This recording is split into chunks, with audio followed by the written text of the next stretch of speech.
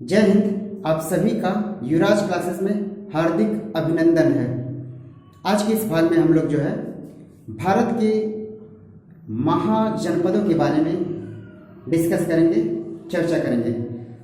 भारत के महाजनपद की बात करते हैं तो 16 महाजनपद हुआ करते थे और ये 6वीं शताब्दी ईसा पूर्व के पहले ये अस्तित्व में थे।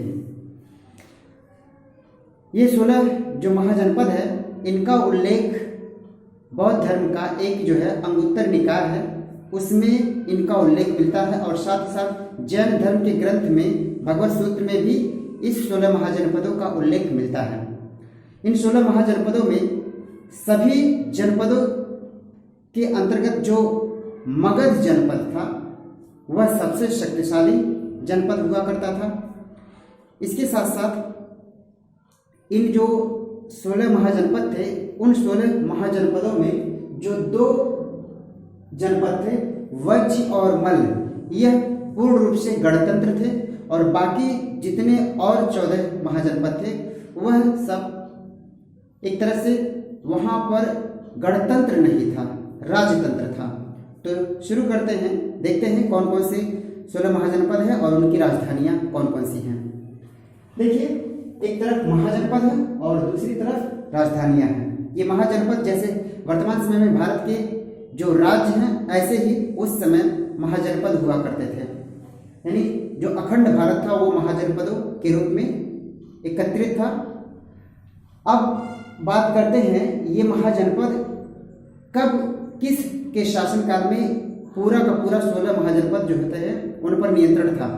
तो जो चंद्रगुप्त मौर्य की बात करते हैं उनके शासनकाल में जो है कुल 6 महाजनपदों पर जो है 6 से 8 महाजनपदों पर नियंत्रण था।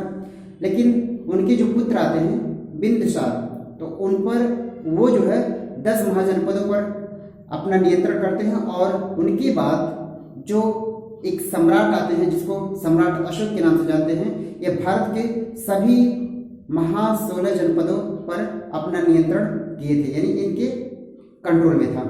तो शुरू करते हैं, अंग जनपद की बात करते हैं। तो अंग जनपद की जो राजधानी थी वह चंपा थी।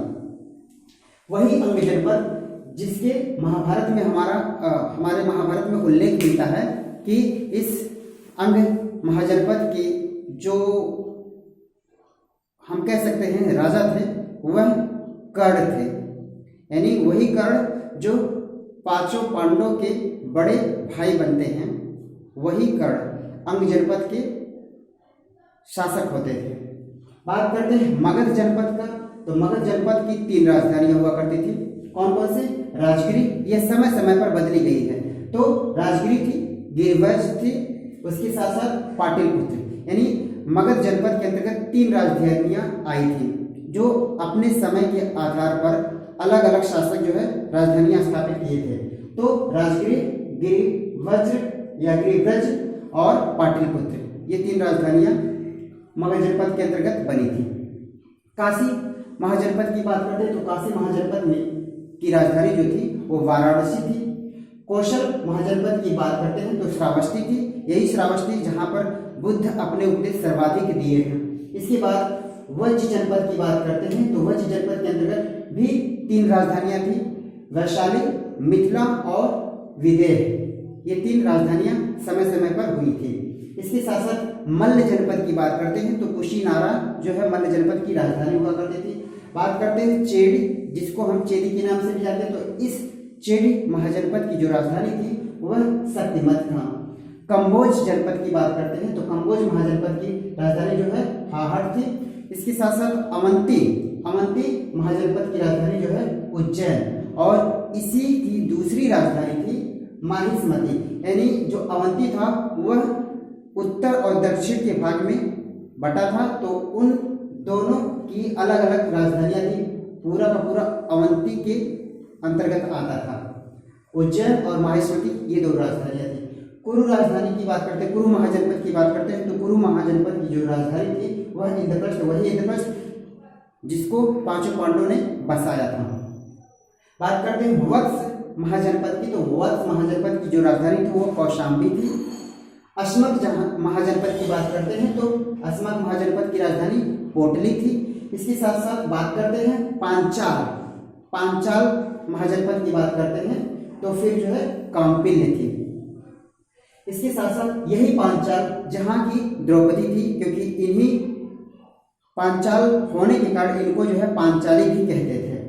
ठीक है, तो बात करते हैं मत्स्य महाजनपद की। तो मत्स्य महाजनपद की राजधानी जो है विराटनगर थी और यही जो मत्स्य महाजनपद था इसी के शासन काल में, यानी इसी के समय में जो विराटनगर था वही विराट युद्ध हुआ था, जिसमें अर्जुन अकेले जो है द्रोणाचार्य को, भीष्म पितामह को, दुर्योधन को और अंगराज कर्ण को अकेले हरा दिए थे। विराट का युद्ध महाभारत में अति प्रसिद्ध है। बात करते हैं जो और दो 16 महाजनपद है वह गांधार है, जिसकी राजधानी तक्षशिला है। वही गांधार जहाँ के मामा शकुनी थे, ठीक है ना, तो इनकी राजधानी थी तक्षशिला। शूरसेन की बात करते हैं तो शूरसेन की जो राजधानी थी वह मथुरा थी। यही मथुरा जो कंस के कारण प्रसिद्ध हुआ है और यहीं पर जेल में जो है, कारागार में जो है भगवान कृष्ण की जन्म होता है।